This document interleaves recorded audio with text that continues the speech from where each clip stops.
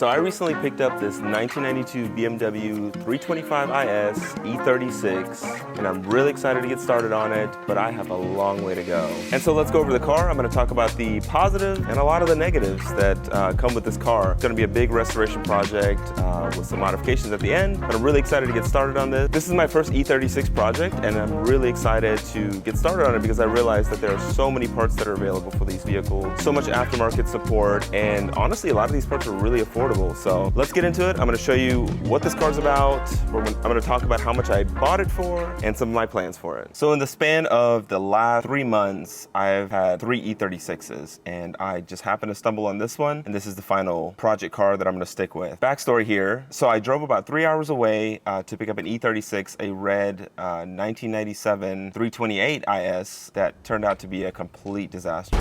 On the outside, it looked pretty good, but once I really started digging into the plastics and under the carpet and everything, it had been an extensive amount of damage, major wreck, frame rails were bent, and honestly, it was just not salvageable. So what I decided to do was get on the hunt, and so I've been looking out Marketplace. I just happened to be out one day, and I just happened to turn the corner, and there's a shop on the corner there, and happened to find this car. It's been sitting there for months, and so here we are. This 1992 325 IS is going to be resurrected from the near death. So as you can see, this car has pretty significant body paint issues. It's going to need a full respray, but we have a long way to go before we're ready for paint. In the meantime, I've got to replace pretty much every body and seal trim piece on the outside, along with the windshield is cracked. There's rust in some of the trim pieces on the outside. Looking at the interior, I've actually done a little bit of work on it already and swapped over some parts that I already had, but it's actually got a surprisingly clean dash. The interior it really needs a solid cleanup. As per usual, from the research I've done, E36s have terrible door cards, and so I'll need to swap in new door cards. The passenger side window motor's not working, but overall, those are some of the negatives. Some of the positives, it comes with the M3 cluster already. It's already black interior, so that's really helpful. So the chassis itself overall is a good foundation. It has minimal rust on it. It's surprisingly, for being a 30-plus-year-old vehicle, is in decent shape. The previous owner that bought it didn't do much with it. It sat for a long time, but the guy before him that owned it was a young 17-year-old kid that just pretty much did not take care of it very well. So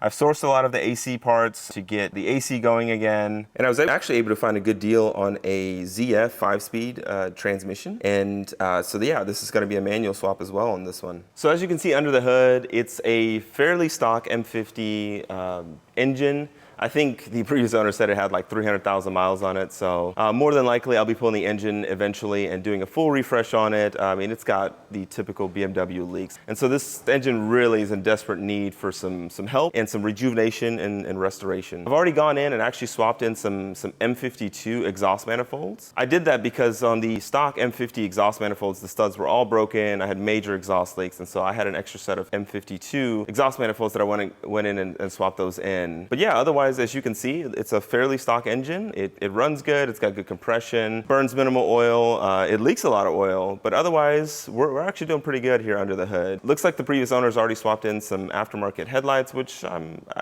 undecided if I'm still gonna keep, but for now, we'll keep them in there. They work, they function properly, and so I'm not too worried there. I also forgot to mention how much I bought this thing for. So the red one that you see on the screen, I actually bought that car and it's unusable and had to go to scrapyard for $2,200. I'm embarrassed to even say how much I spent on that car because I completely got scammed.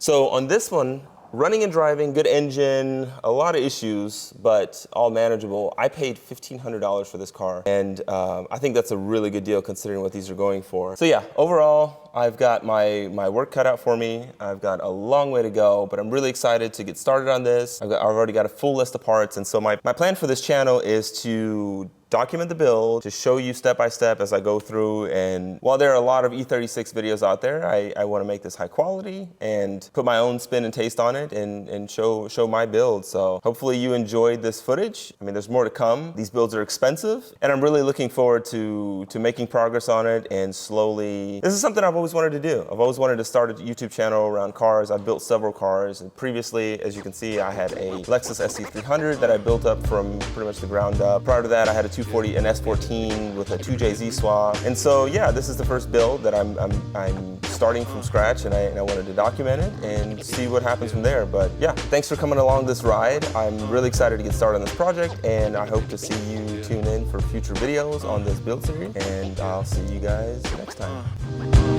Yeah.